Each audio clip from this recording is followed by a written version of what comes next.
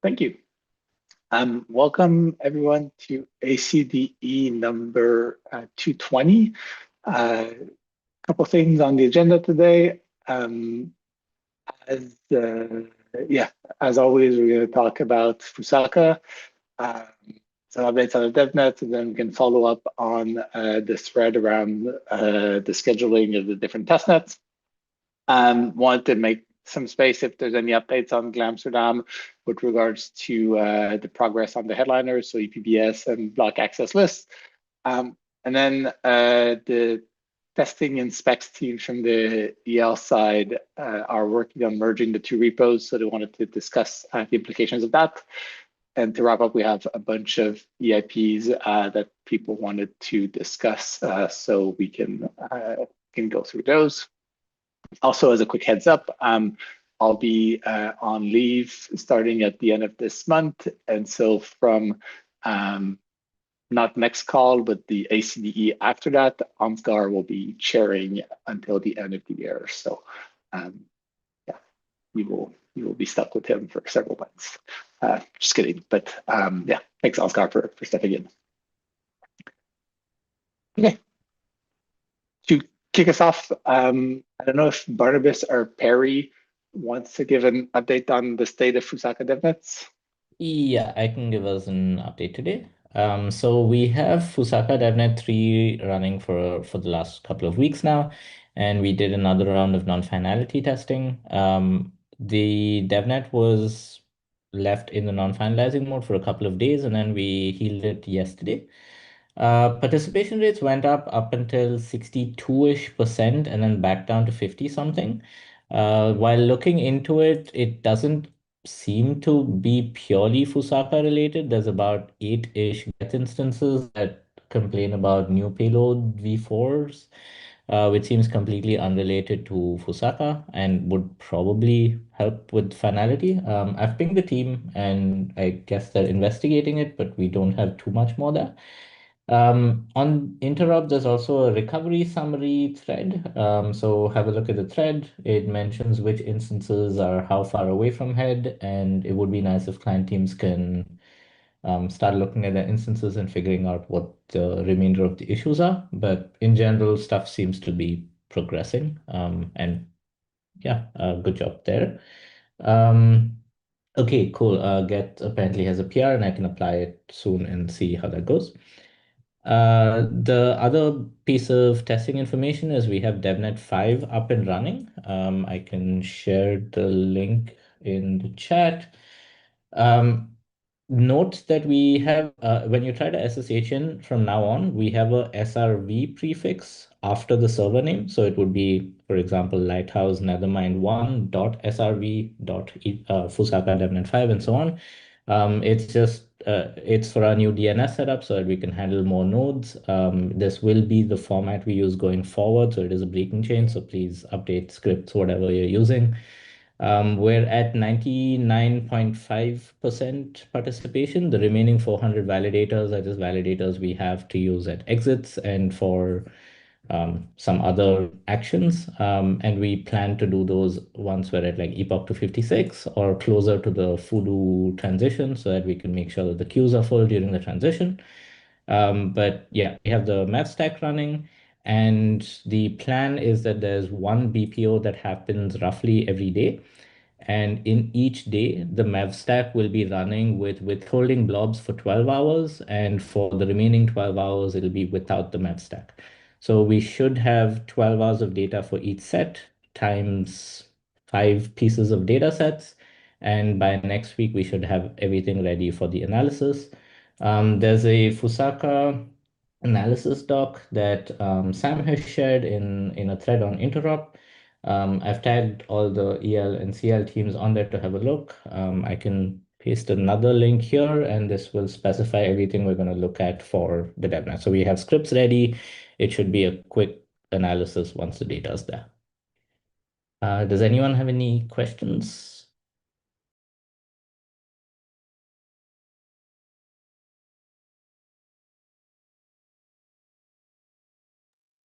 Okay, then I guess that's it from my side. Nice. And so we'll have by next week we'll have done most of the BPOs, or at least half, correct? Exactly. So Yeah. 5 days from now, the last BPO goes live. Or yeah, roughly 6 days from now, the last BPO goes live. But we should already. So the scripts are ready, and we'll be running them as and when a BPO is done, so that we don't have to wait for the last one to do like a mega analysis. Yeah, and there's a comment saying that we skipped over waiting for DevNet 3 to get back to finality. So yeah, I guess we launched DevNet 5 in parallel to fixing DevNet 3. Is there a risk that some of the issues from DevNet 3 kind of show up again, or are you also updating the images on DevNet 5 as you get So new ones for we're DevNet 3? also updating the images on DevNet 5, but as far as we know, we don't have any broken images right now, besides the get fix that we will apply.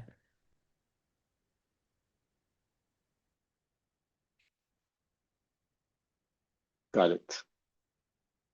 Any other comments or questions about DevNet 5? Oh, so it's saying it should take more than a day to restore finality. It's been roughly a day now. Part of the issue is that we probably would have finalized already had those 8-ish instances been online. So I don't think it's fully related to just Fusaka.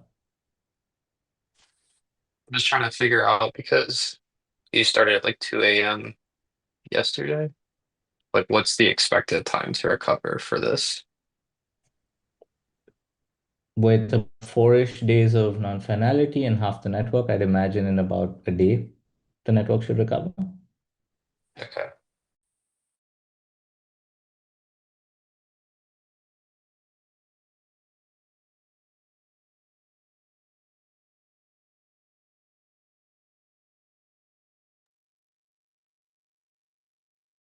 Any other questions?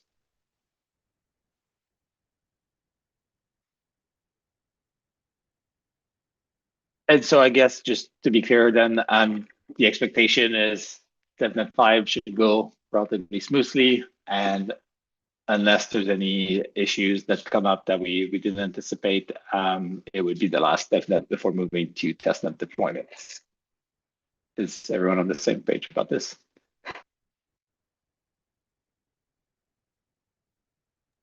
And the only other thing to mention is that DevNet 5 will go down once all the data has been collected, but DevNet 3 will continue to run. So we can continue to do another round of non-finality testing. We can do all the tests we want.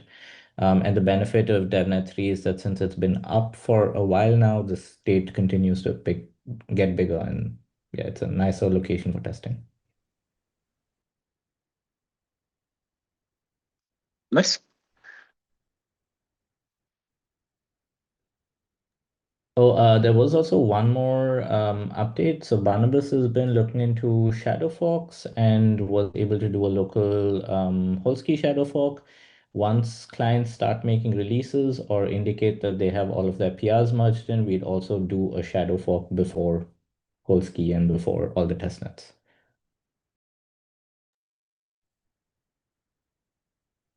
Got it.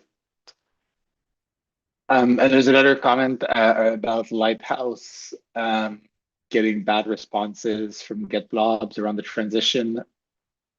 I don't know if anyone from Lighthouse is here to discuss this.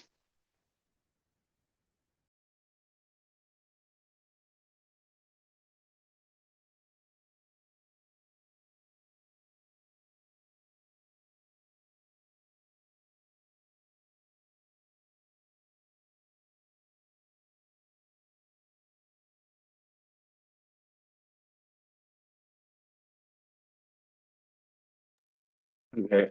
Any other ELs want to chime in beyond Get?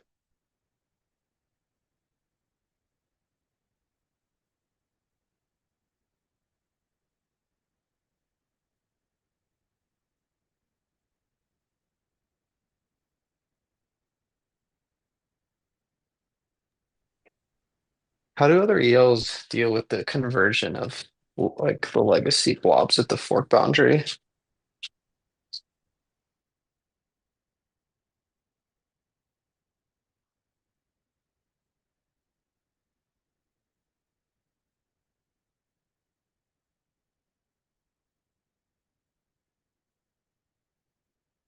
So not converting.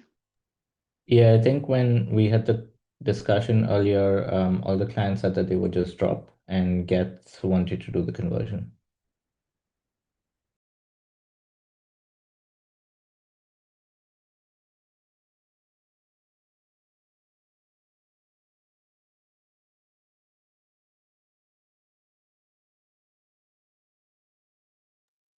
Do we have any like reorgs over the fork boundary? Because you might get a situation where you re-inject legacy blobs into the pool. And you would either want to ban it at the pool or you would want to ban it at the block building. Or maybe that just goes through the same logic that you already have to drop them. Okay.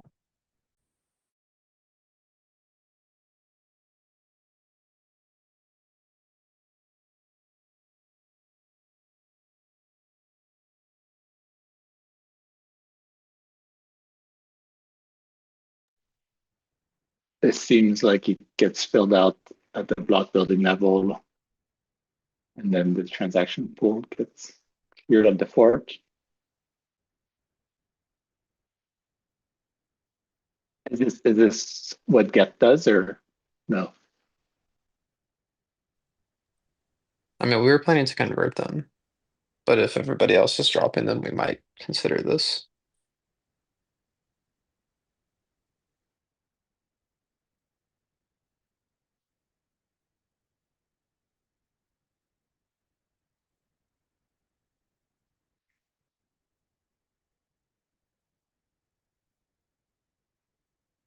Okay. Then I guess yeah, can look into it. Is there like I guess when would you want to make this change, and when is this something you want to test on DevNet 5?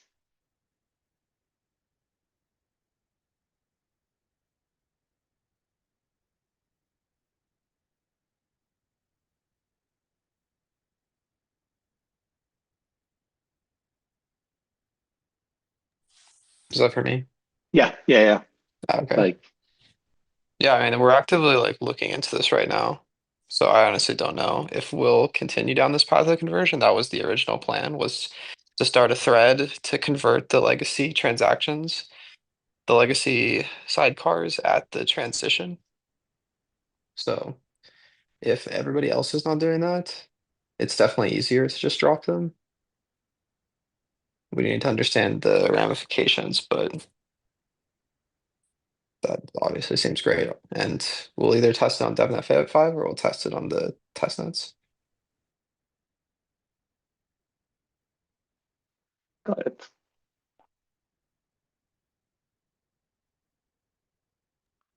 Anything else on Fusaka deployment?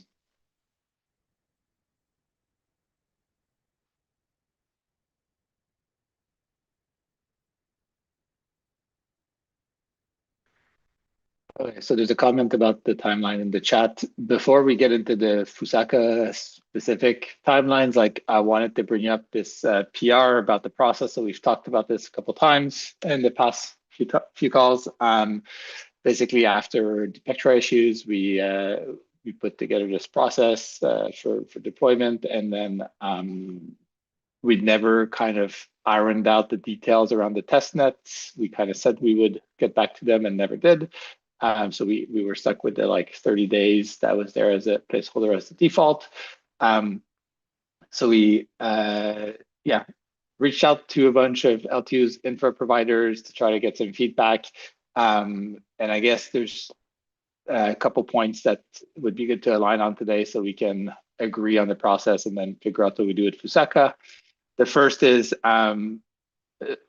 do we care about Holeshki? Like, and you know, do we actually want to consider this as part of the rollout schedule, given that the testnet is being deprecated. So it probably doesn't make a ton of sense to wait for 30 days.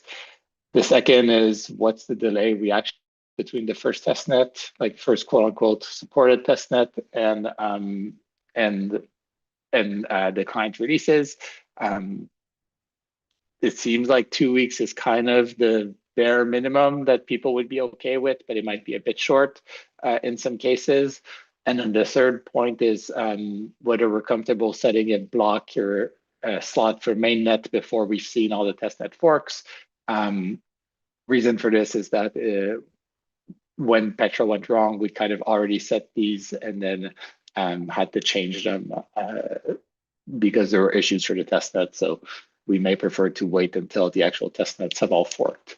Some proposals I've heard, like in the last week, speaking to people, is like maybe Holeshki can be done quite quickly after the client releases. So, 1 to 2 weeks, but then potentially having a longer delay before we go to Sepolia. So something on the order of maybe more like 2-3 weeks, and then having 2 weeks before Hudi. Yeah, it would be good to agree on this kind of today. And then I don't think we should set a date for Fusaka today because we still don't know how DevNet 5 has gone.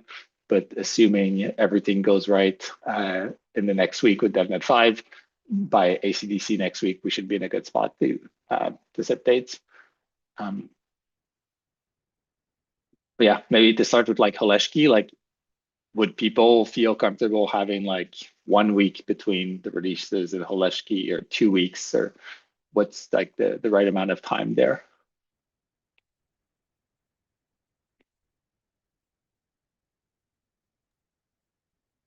Just given the state of it, it doesn't seem like we need a ton of time. And I'm not sure, like there are very valid concerns for infrastructure providers and everyone for the other testnets, but for Holeshki, I'm not even sure they're still following that closely. So this one is kind of a freebie. I think we can move a bit faster.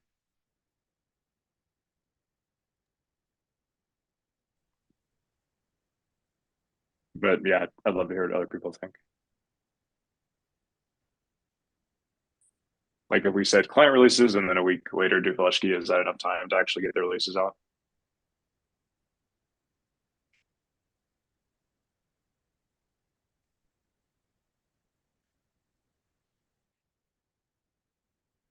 Seems like there's some weak agreement in the chat, but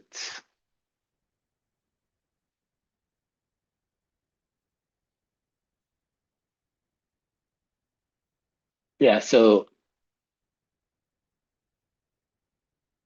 well, James, I guess, yeah, maybe okay, to start from this, like how long until client releases? Assuming everything went well with DevNet 5, would client and we like agreed on fork blocks, say for like testnets next week, can client put out releases in like 1 or 2 days after that? Like, is it realistic to have testnet releases out, say by the Monday end of day, the 22nd?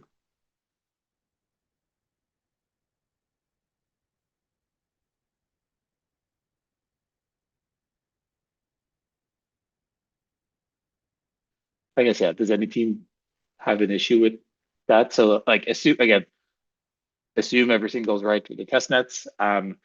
Whenever we pick the call, or whenever we have the ACDE, we agree on the blocks, then ideally by like the Monday after that, we have a release with those.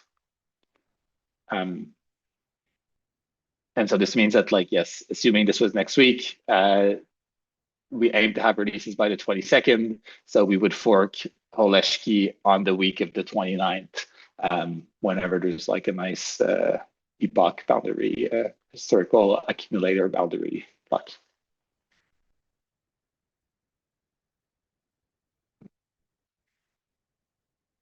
So, okay, so then does anyone, it seems like people are fine with pretty minimal for Holeshki, so we could do like a week between announcing and forking Holeshki. Then I guess the question is, how much time do we want before Sepolia? And do we want some gap of time between Holeshki and Sepolia? One proposal could be to say we want like 2 weeks between test nets. So if we do Holeshki, 1 week after the releases, maybe we do Sepolia 2 weeks after that. So this gives us Sepolia 3 weeks out, which is more than kind of this bare minimum that 2 weeks that teams seem to want, and give us time in case something goes very wrong to like put out new releases. And then Stokes is saying he would prefer 1 week between Holeshki and Sepolia rather than 2. So yeah. Because that still gives us the 2 weeks following the protocol, the process upgrade, document. In between testnet releases and the first quote testnet. So we're kind of saying Holeshki is not a real testnet in this sense, which I think people generally agree with that assessment. So that would be the logic.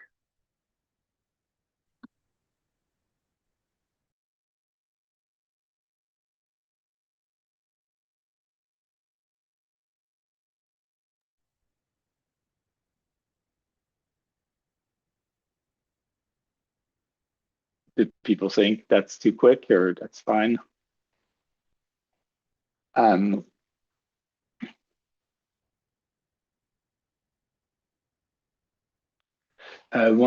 few days is so release, but after release, 1 week sounds reasonable for Holeshki.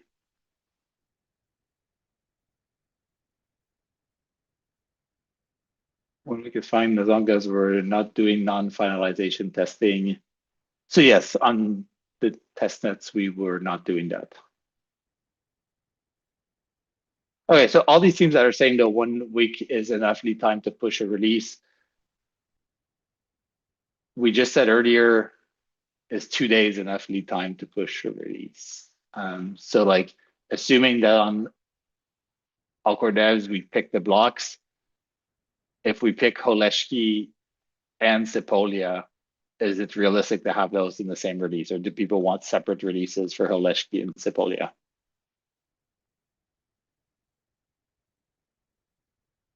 Okay, so same release. So yeah, so assuming we did this next week, this would look like we finalize the blocks on the 18th. The releases are out by the 22nd. On the week of the 29th, Holeshki forks, and then on the week of the 6th, on the week of the 6th, potentially we would fork Sepolia.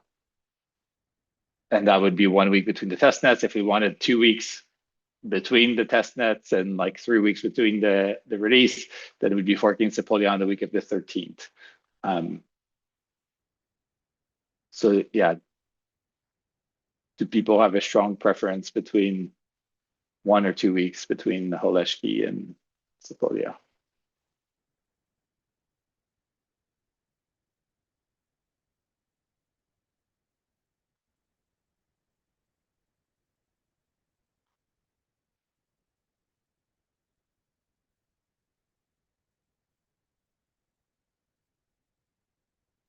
So at the community level, I posted I posted the thread in the chat here, but I think 2 weeks is kind of the minimum that people want to see between a client release and quote unquote real testnet. Some teams are like more on the trying to get this as soon as possible side. Some would prefer more time. And then yeah, I think this is pretty clear though, like when we're onto real test nets, we should probably wait 2 weeks between them. So like, yeah, Hudi would happen 2 weeks after.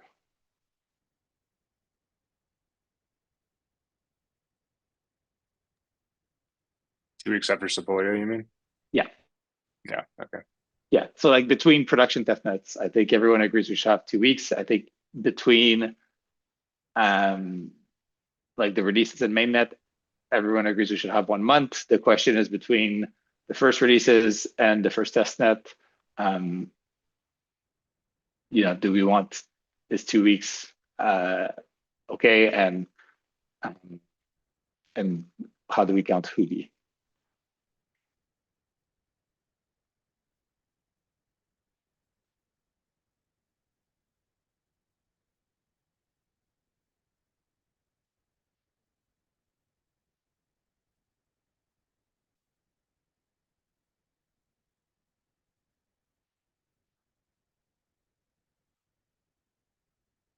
Okay, so I guess I don't know if there's doesn't seem like there's super strong preferences. Like, are people comfortable doing 1 week between Hoodie and Sepolia? If so, we can move forward with that. I guess the downside of doing this is if we find any new issue on Holeshki that we don't, then we'll need to like put out new releases that move the blocks, pretty quickly before Sepolia goes live. But if things deploy smoothly, then we save a week. Yeah.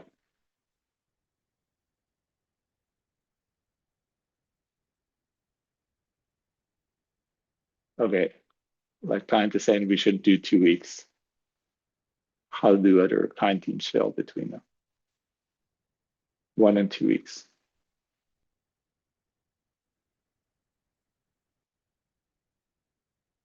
Okay, seems like 2 weeks is the support. So 2 weeks, one thing that's nice with 2 weeks is like the 3 testnets are kind of all the same. So we have client releases 2 weeks after we have Holeshki, 2 weeks after we have Sepolia, 2 weeks after we have Hoodie.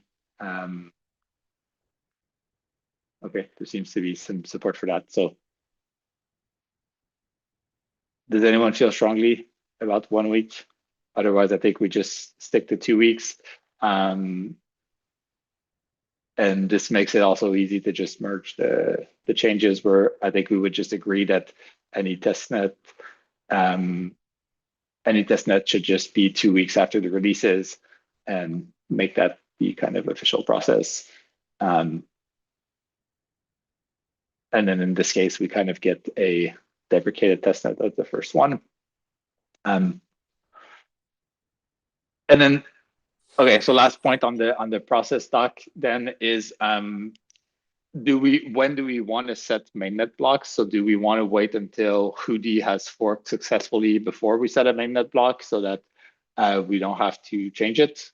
I think we can agree like we want to do a single release with all the client or all the testnet blocks. But before we have the mainnet block set, do we want to see Hoodie? Yeah, do we want to see Hoodie go live?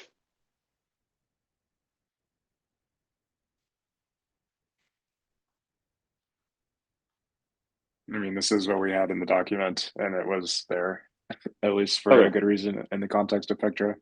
Yeah. Okay. So I think yeah, we also have time to reevaluate this, in a few weeks from now. Yeah. Okay, so like let's default to just setting the block once Hoodie goes live. Yeah. So then just to make sure we're on the same page, whenever we're happy with DevNet 5 and things looks smooth, which is at the earliest next week, we can then pick some blocks where Holeshki would be 2 weeks after when we expect to get client releases, and then Sepolia 2 weeks after that, Hoodie 2 weeks after that.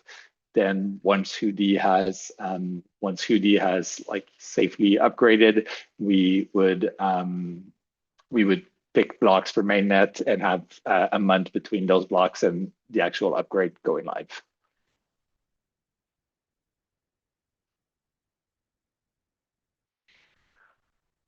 Okay.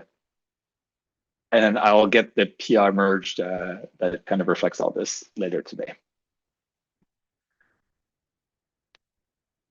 Anything else on Sepolia? I'm sorry, on Sepolia, on Fusaka.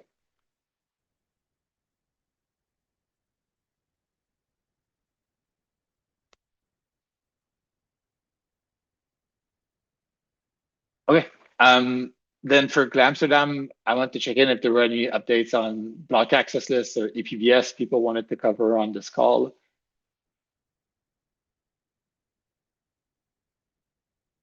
Yeah, I can provide a quick update. What we discussed on yesterday's block level access list call. We mainly discussed one proposal. Basically, right now, the block level access list contains like transaction indices for all the changes. So every time we have a diff, like a nonce diff or a storage diff, balance diff, and so on, there is a transaction index mapped to that diff. And we currently don't do that for everything that is only touched. So for S loads, for balance opcode, call opcode, and so on, everything that is just touched is included in the block level access list. So not the value, but the fact that it's touched, so the address and the storage slot. And we currently don't map it to transaction indices. And it came up that it might be valuable for provers or for parallel execution if we actually include the transaction indices for that. So this topic was not fully resolved, I would say. It's a rather small change. So it's not like problematic that we are still discussing this, but we might want to discuss it again in the next breakout call, which happens in 2 weeks, Wednesday, 2 p.m. UTC. So everyone who has an opinion on that, please be there. And we also discussed like timelines for a first DevNet, and it looks like by the end of month, we should be ready to go.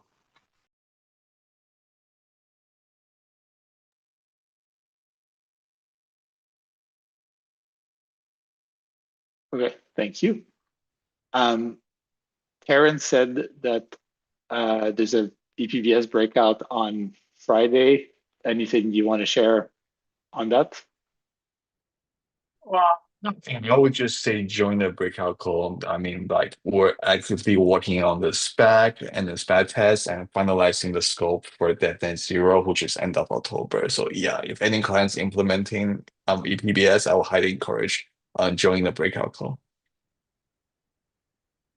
Thanks. Okay, from the chat, it seems like there's confusion about the testnet timeline, so I want to make sure we actually get this right.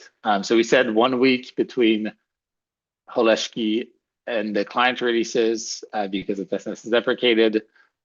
Then I thought we agreed to 2 weeks after Holeshki before Sepolia, but Alex thinks it's 1. Yeah, I thought it was 1, but maybe I misunderstood. Yeah, I don't know, like client Justin and or the people who like +1, like when you say 2 weeks, you mean 2 weeks between Holeshki and Sepolia, correct? Yes, 2 weeks.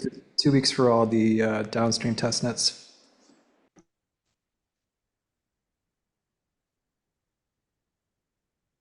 Okay, I feel like we said we're like Holeshki was kind of a pseudo testnet in this case, and so then you still have the 2 weeks between releases and Sepolia. But again, if everyone is clear on the other thing, then I will not push back on that.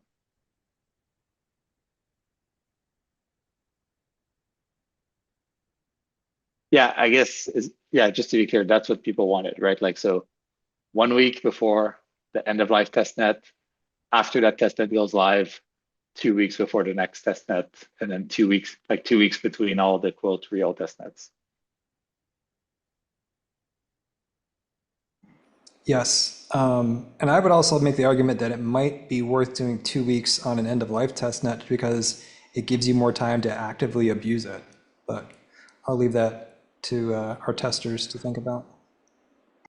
Well, we would have 2 weeks between. So we have the client releases, then there's 1 week, then Holeshki forks, then there's 2 weeks where we can do whatever on Holeshki, and then Sepolia forks, and then there's 2 weeks, and then a Hudi fork. So every testnet we would get the same amount of time on before the next testnet forks. The only difference is that there's less time between the initial client releases and the Holeshki fork, and this means less time for people to upgrade their nodes.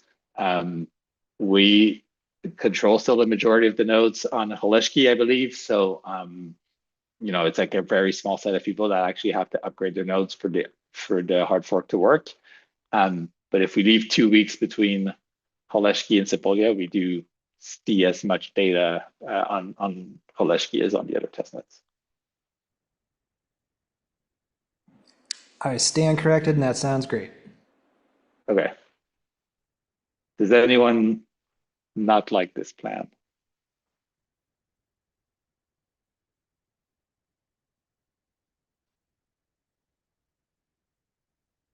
Okay. Actual last call before we move on. And then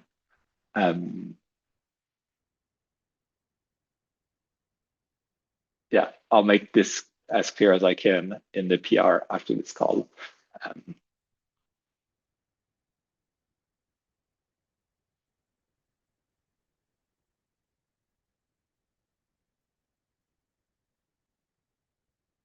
Okay. So yes, 2 weeks after Holeshki. Last call. Okay.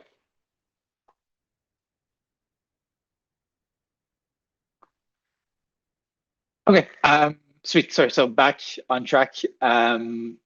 The Steel team has been working on merging the testing and specs repos. The name the merge was already taken, so they've called this the Weld, and they want to chat a bit about the implications of that. Yeah, so I will hand off the floor to Dan. Hey everyone, how's it going? It's Dan here from the Steel team. Yeah, basically the message is pretty simple. I hope you can see my screen, by the way. Yeah, we can. Yes. Perfect. The message is pretty simple. So basically, at the moment, we have 2 repositories, and after the Weld, they're going to be 1. So basically, all the code, and that means all the Python test source code, all the test frameworks, so the test vector generation framework, but also the Hive simulators and all the tooling around that now lives in spec tests, will move to execution specs, leaving us with 1 repository afterwards. The timeline's a little bit vague. It probably won't happen in September, so it's going to be Q4 2025. And that's basically because the priority remains for us, obviously, Fusaka, Glamsterdam, and Scale BL1. So why the Weld? I mean, it's pretty intuitive that specs and tests belong together, especially for the same features. And the current status quo is we have 2 repositories, and the tests speak to the specs through another tool called the resolver, which obfuscates quite a lot of the communication.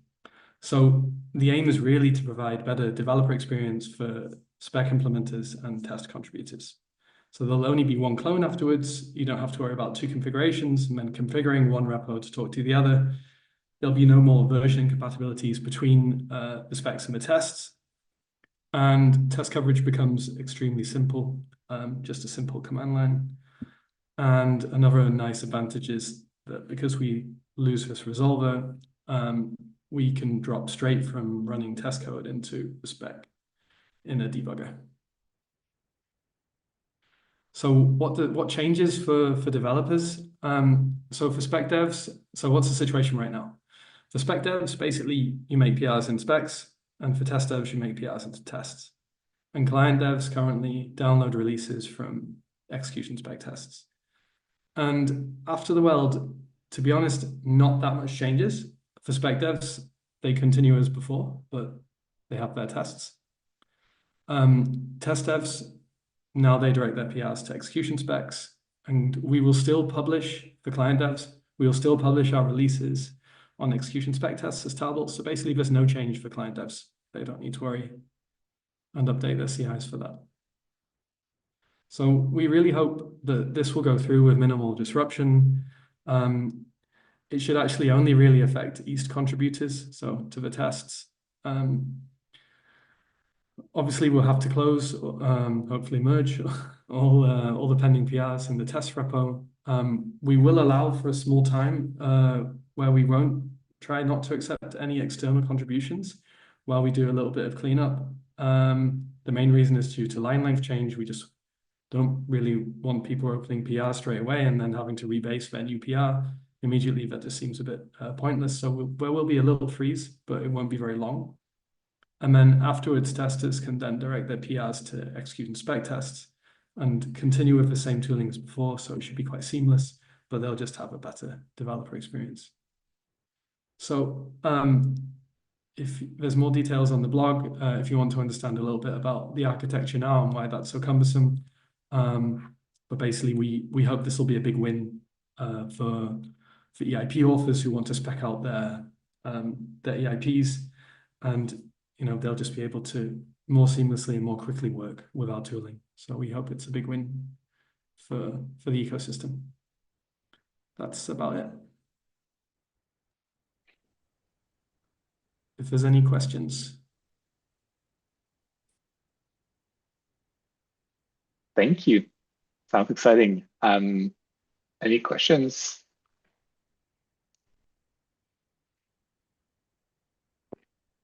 If people do have questions after this call, like where's the right place to ping you? Is it just on the testing channel on Discord or somewhere else? Yeah, ETH-R&D is fine, and the EL testing channel probably makes the most sense. Yeah. Okay, sounds great. Thanks a lot. Thanks, Dan.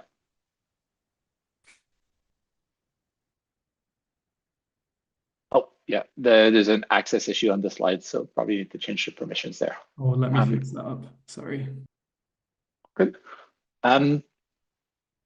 Okay, so last thing we had on the agenda today were a bunch of different EIPs people wanted to bring up. Again, we're not going to discuss inclusions at the fork for this, but hopefully we can give some context and answer some questions and yeah, go through some of them. These first two, I'm actually not sure if the author is on the call, but wanted to at least point out EIP 7932 and 7980. The champion created a nice ETH Magicians thread for people to review async. Yeah, I'm not sure they're on the call or if anyone else on the call wanted to discuss anything about these EIPs. Oh, yeah, Dano? I have two questions, but these might be better for the ETH Magicians thread. The first one is about the structure of the transaction. Is SSV going to be a blocker to it, or are people generally open to the idea of the structure of it? If it were expressed in RLP, would it be more palatable? But if the author's not here, it's probably not the right time. But my second concern is about the proposed ED 25519 signature. It is not a quantum resistant signature, and I do not think it's wise for us to spend time and effort adding new signatures that are not quantum resistant to meet the post-quantum cryptography standards.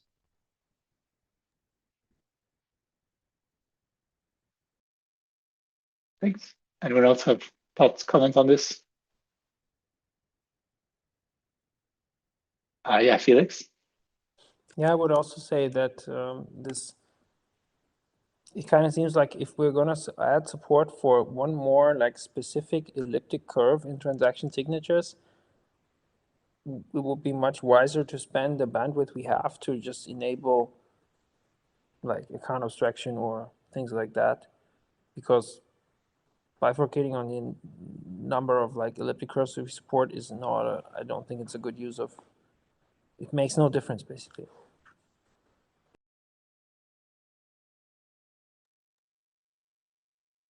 Got it, thanks. Oh, yeah, Dano again?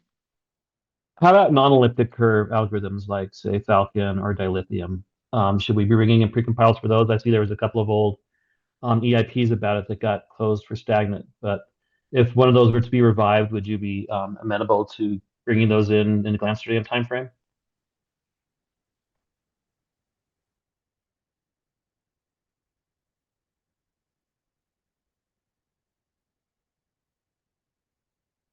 Is that a question for Felix?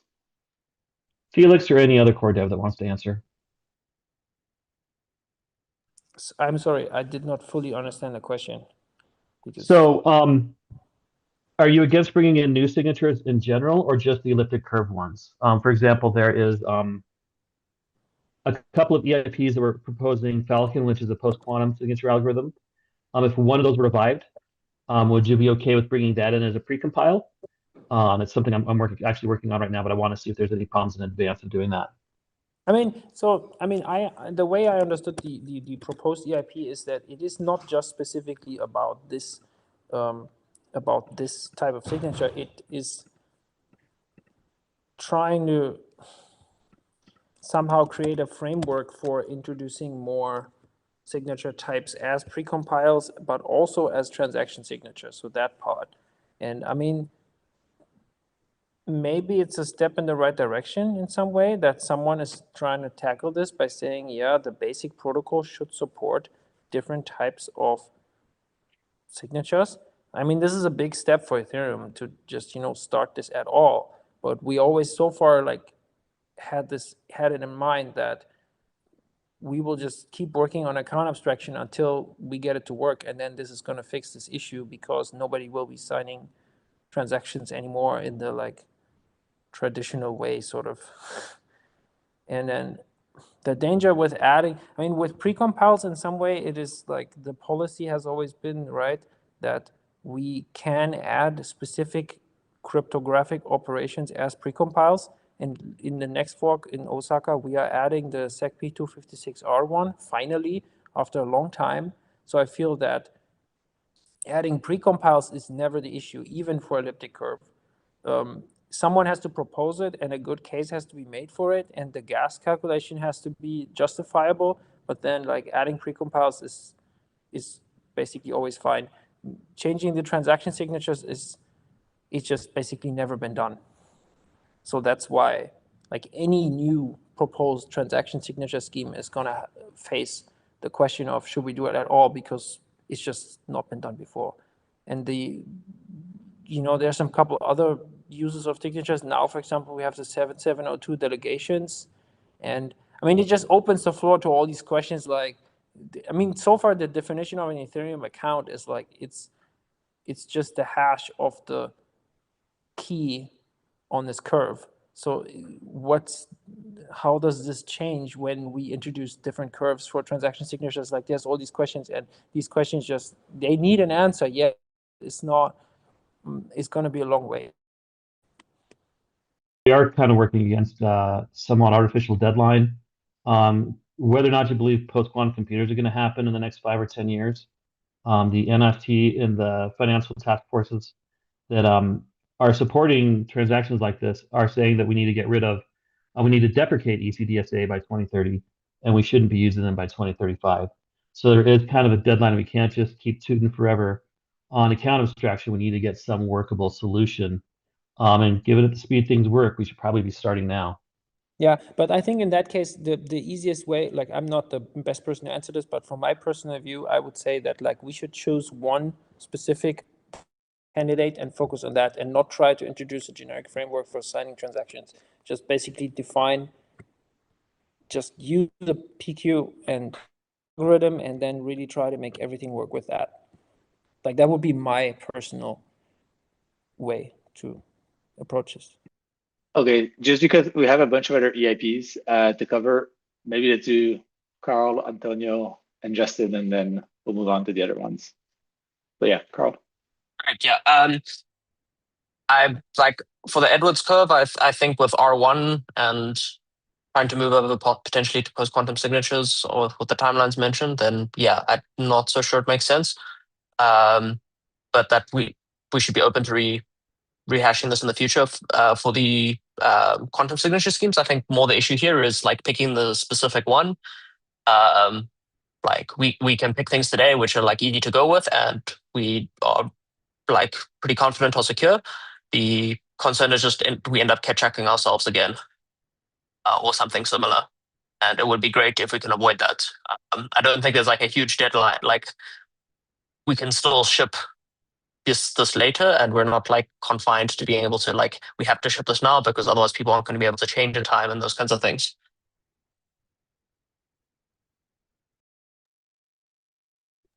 Thanks, Antonio.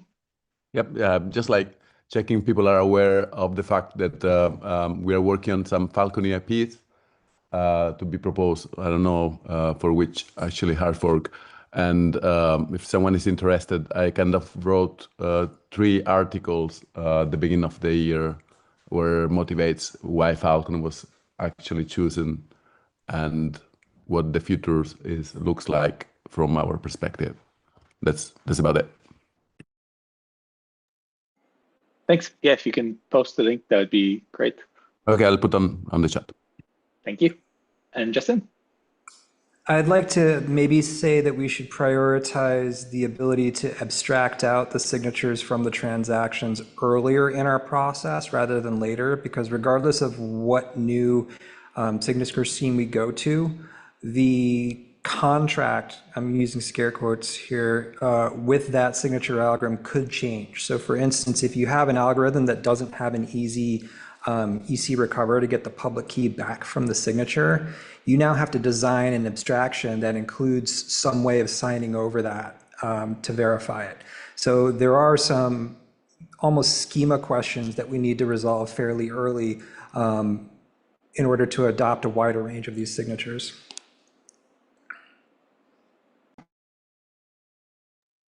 Thanks.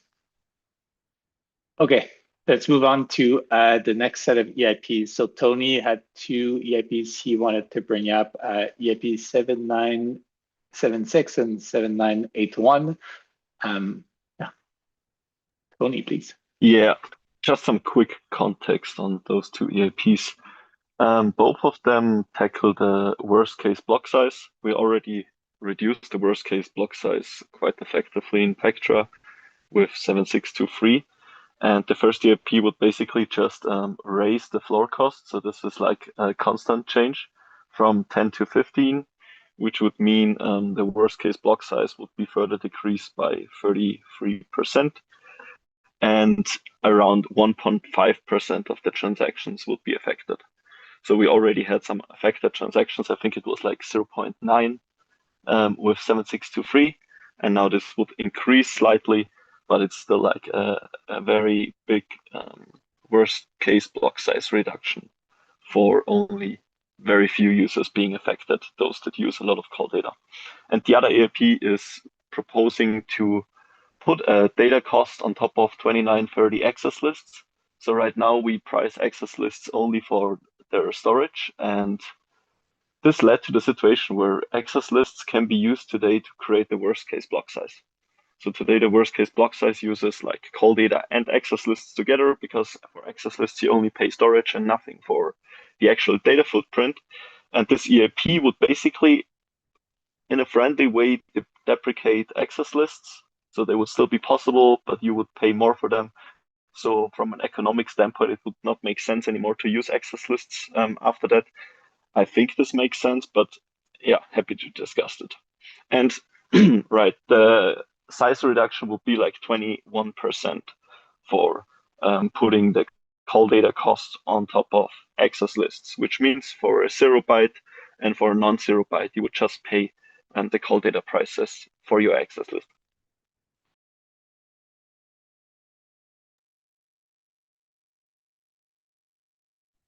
Got it. Thanks. Antonio, is your hand up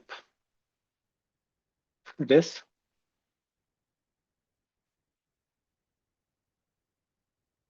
No, sorry, I lowered it. Okay. Anyone have questions or comments about the Tony's EIPs?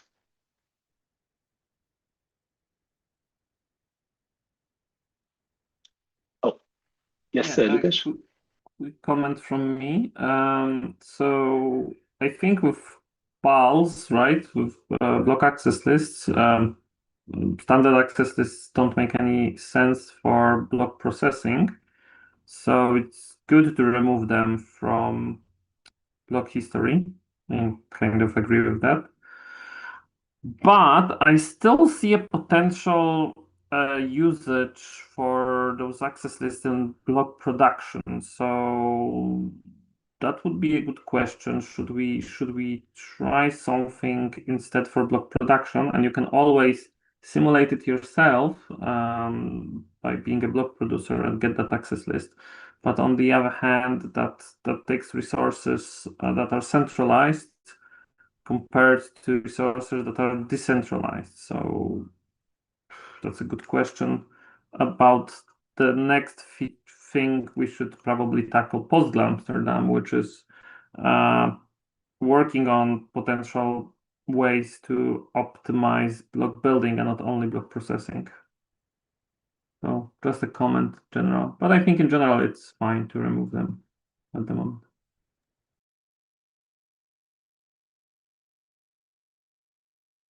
Thanks. Any other comments?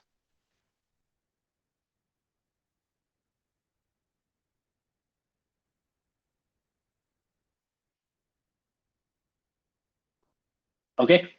And then last up, we had Ben, which wanted to present EIP 2780. Ben. Yeah, this was originally brought up just over 5 years ago.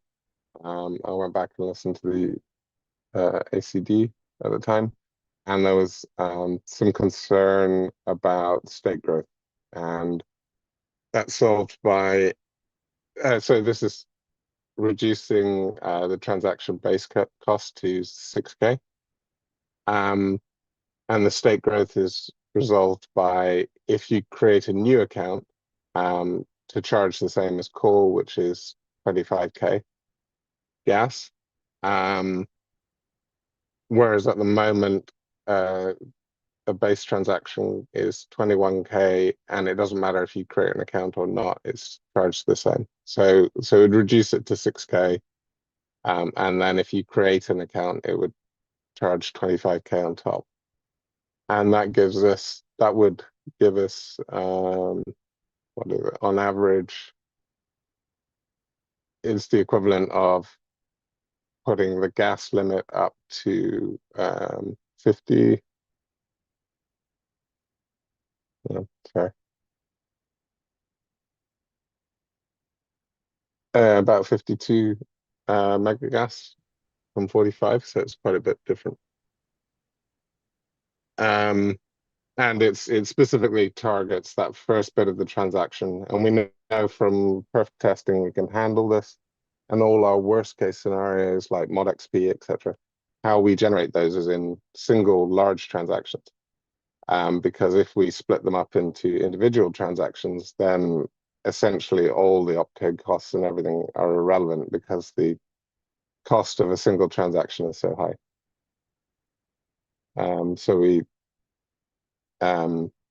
And this would also encourage smaller transactions rather than people batching transactions to avoid the base cost, because you can sort of avoid it now, which then leans into parallelization with files and so forth.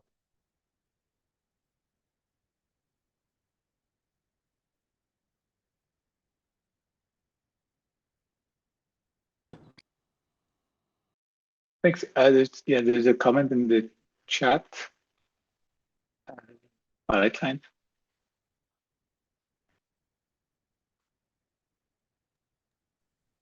Yeah, I just think that the concern was slightly different.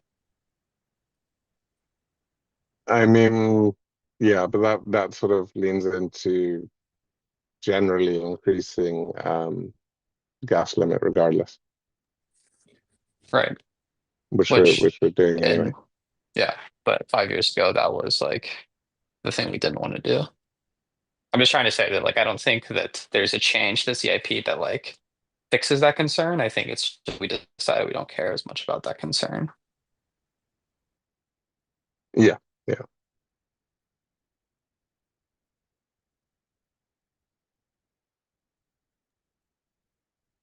But it's also the transaction's essentially the smallest unit of account, and that's what, in a way, the fee is the gas fee is determining.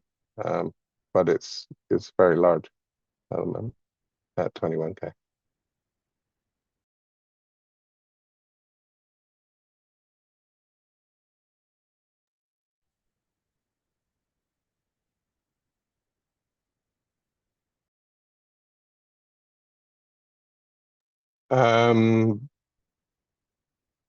No, where we don't check the state, but when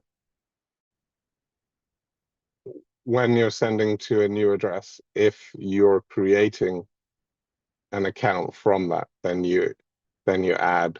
So it's not changing the intrinsic essentially, but it's saying if you also part of that operation create a new account, then you add 25K on top.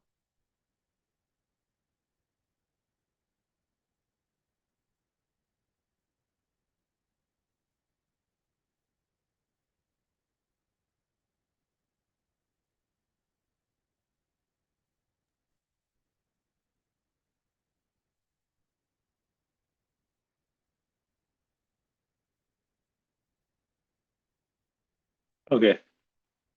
Any other questions or comments about the EIP?